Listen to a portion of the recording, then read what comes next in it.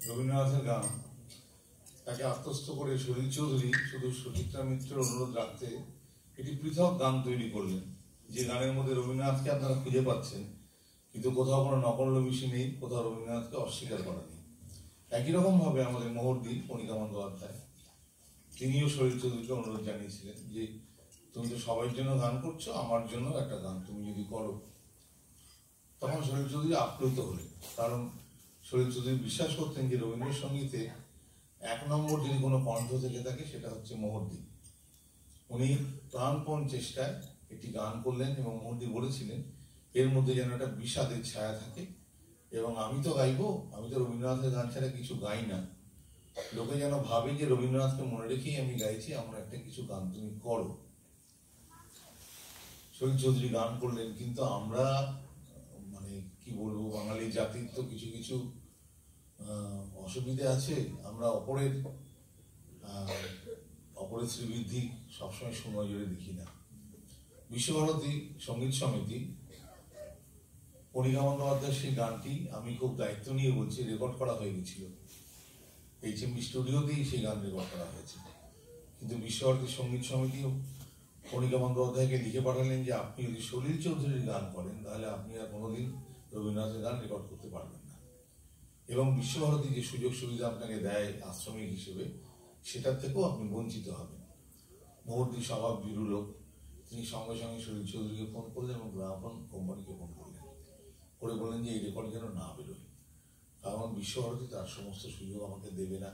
উনি তো অত ঝান্ডা তুলে দৌড়ানোর গায়ক নন, উনি ভয় পেয়ে গেছিলেন, সেই গানটি আর বেরোলো না। কিন্তু আমি জানি এখনো কলকাতায় 2 জনের কাছে সেই রেকর্ডটি রয়েছে, কিন্তু তারা কোনোদিন দেবেন না, শোনাবেনও না, আছে কিন্তু রেকর্ড তাদের কাছে। তখন সলিল চৌধুরীকে লজ্জার হাত থেকে বাঁচালেন উৎপলা সেন, এবং এবছর উৎপলা সেনেরও 100 আপনারা জানেন চলছে। উৎপলা সেন বললেন যে আমি গানটা গেয়ে দিচ্ছি, মোহরদীর গান নাই থাক। তো এবার এই গানটি স্বরলিপি শোনাবে আপনাদের। আপনারা শুনেছেন এই গান, বিখ্যাত গান।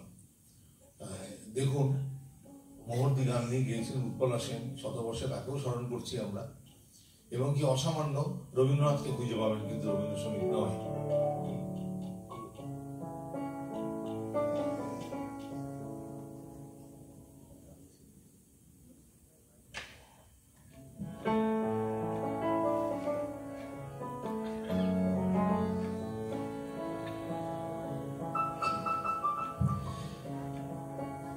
প্রান্তরের গান আমার, মিঠু সুরের গান আমার, প্রান্তরের গান আমার, মিঠু সুরের গান আমার, হারিয়ে গেল কোন বেড়ার আকাশে আগুন জ্বালা, মেঘলা দিনের শোর আমার, ফসলহীন মন কাঁদা, প্রান্তরের গান আমার, মিঠু সুরের গান আমার।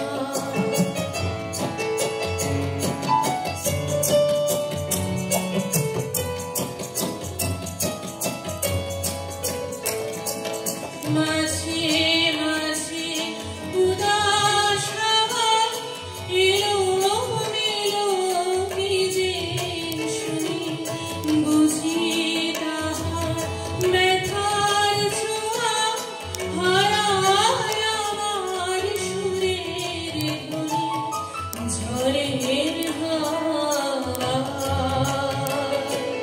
কাদার মতো ঝুলিয়া যায়, যায়, যায়, যায়। রামতুরালাইয়ের খুঁজে অথই নদীর তীর খুঁজে, শুধুই আমার যায় বেলা, ভাষায় আশার ভেলা, অন্তহীন পথের অন্ধ